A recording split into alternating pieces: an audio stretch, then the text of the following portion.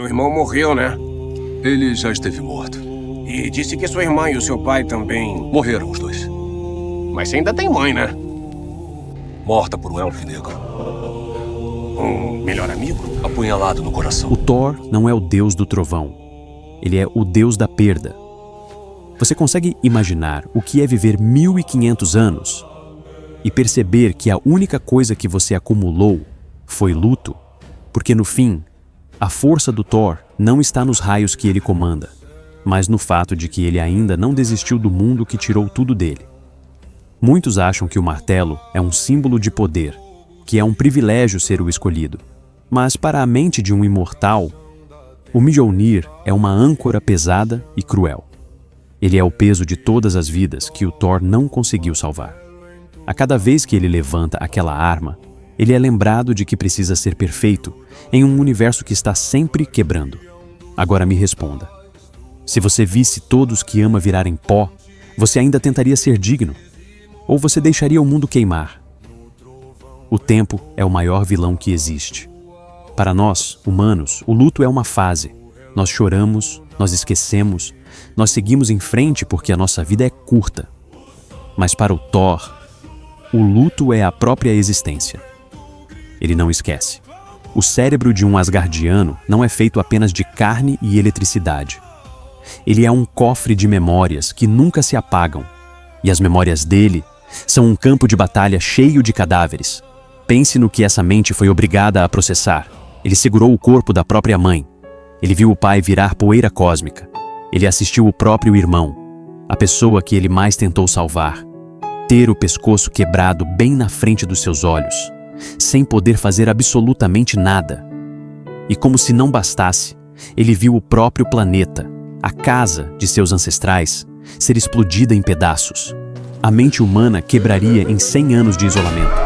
Nós enlouqueceríamos. Como o Thor ainda consegue sorrir? Como ele levanta da cama? A verdade sombria que ninguém quer admitir é que houve um momento em que ele não conseguiu. Lembra de quando ele se escondeu? Quando ele ganhou peso, se afundou na bebida e virou motivo de piada para muitos. Aquilo não era comédia. Aquilo era o retrato nu e cru da depressão profunda.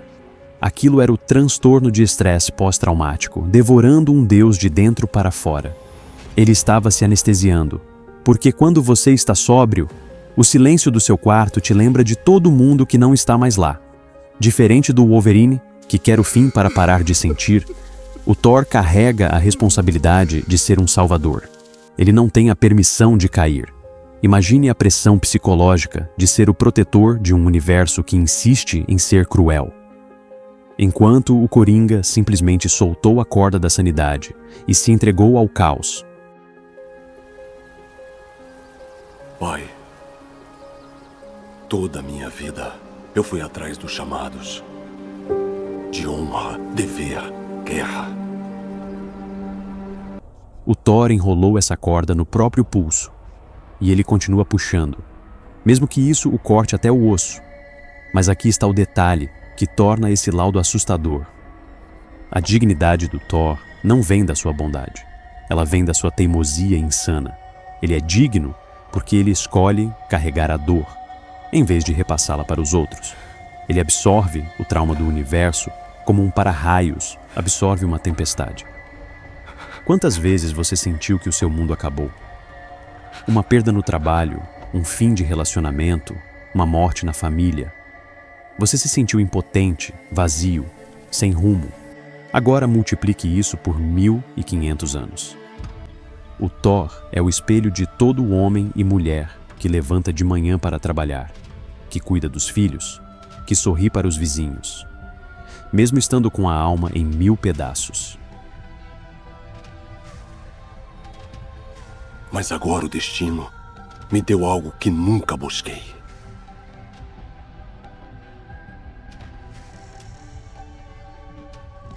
Uma criança. Ele não é um deus por causa do martelo, ou porque ele pode invocar tempestades.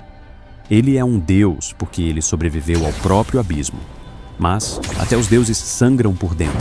Quando a eternidade se torna uma cela de prisão, o que sobra no final? O maior medo do Thor não é um vilão como Thanos. Não é o fim dos tempos, é o silêncio. O silêncio absoluto de olhar para as estrelas e ser o último a apagar a luz de um reino que não existe mais.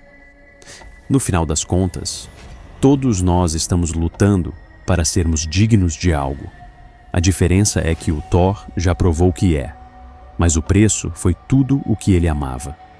A pergunta que eu deixo para você é essa: se você tivesse a imortalidade dele, você ainda seria você?